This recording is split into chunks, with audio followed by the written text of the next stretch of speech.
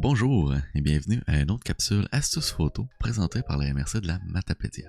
Donc aujourd'hui, on va vérifier au niveau des options que vous allez retrouver dans vos téléphones, surtout pour Apple, et avec l'application Snapseed que vous pouvez activer au niveau des options pour avoir justement les niveaux, la grille, tout ça.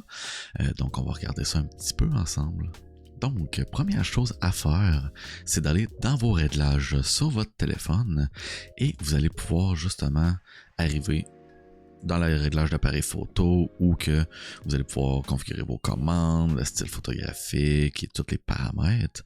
Donc, justement, avec le style photographique, vous avez déjà plusieurs pré-réglages que vous pouvez modifier. Moi, personnellement, j'utilise le standard parce que je retouche toutes mes photos par après. Ensuite, lorsqu'on descend plus bas, on a plein d'options comme scanner le code QR, tout ça. Et si on tombe au niveau du mode photo, personnellement, je vais toujours aller vers celui qui est le plus élevé pour avoir le maximum de résolution. Par la suite, au niveau du format, on va y aller avec JPEG dans le Apple.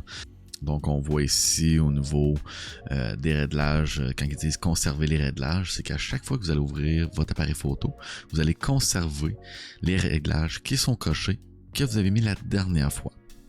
Donc, exemple, les photos live qu'on ne veut pas nécessairement avoir, ben, vous pouvez cocher comme de quoi qui va garder les réglages de l'ancienne configuration que vous aviez mis. Fait que moi, tout est coché parce que je veux que ça reste exactement comme que je l'ai mis. Je veux pas revoir à toujours le faire. Ensuite, on tombe dans la composition. C'est là qu'on va trouver au niveau de la grille, le niveau pour rester bien droit, caméra en mode avant, en mode miroir, des choses comme ça. Au niveau des indicateurs, je veux savoir si mon live et mon flash est activé, fait que c'est sûr que je les mets pour que je puisse les voir en tout temps. Par la suite, on a vu correction d'objectif. Ici, c'est sûr et certain qu'il faut que ce soit coché.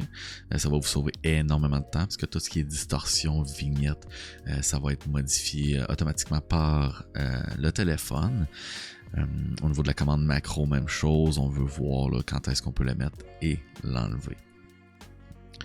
Par la suite, au niveau de la caméra fusion dans Apple, on peut choisir d'avoir le 24 mm qui est par défaut, le 28 et le 35 mm. Moi, je vais avoir les trois. Je vais avoir le plus d'objectifs possible que je peux utiliser. Et par défaut, j'y vais avec le 24 mm. Maintenant, on va parler de l'application Snapseed. Snapseed est une application faite par Google. C'est une application qui est gratuite, du moins sur Apple. Il faudrait vérifier avec Android. C'est la même application qu'on a vu précédemment que je fais mes retouches de photos cellulaires dessus. Le fait qu'elle soit gratuite et qu'elle soit aussi bien outillée, c'est vraiment pratique. Donc, par défaut, quand on ouvre l'application, en haut à gauche, il n'est pas sur le mode Pro. Donc, on va activer le mode Pro. Et c'est là qu'on va voir que on a trois options qui viennent d'apparaître. On a le ISO, la vitesse d'obturateur et le focus. Donc, on a la sensibilité, la vitesse et le focus. Donc, quand on pèse sur chaque paramètre, on peut utiliser la petite roulette au centre pour ajuster. On peut augmenter la sensibilité, on peut augmenter la vitesse, on peut focuser manuellement aussi. Et quand on va repeser directement sur le paramètre, il va tomber sur le mode automatique. Au niveau du flash, il se retrouve directement là. Et au niveau des objectifs aussi avec le 1x qu'on a vu à droite. Ensuite, dans les options, c'est là qu'on va aller sur des options qui sont très de base. On va en sauter quelques-unes, mais ici dans le format, je vais aller vers le HEIF, tout simplement parce que je préfère l'utiliser.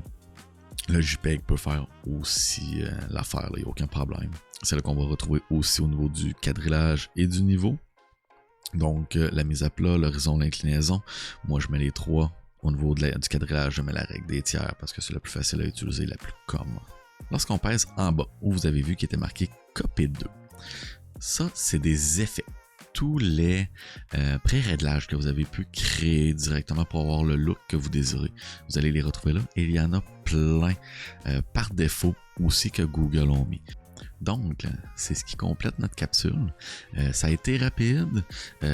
N'hésitez pas à reculer, à peser sur pause, à nous envoyer des messages, des commentaires. Ça va nous faire plaisir de répondre. Et sur ça, merci beaucoup. Au revoir.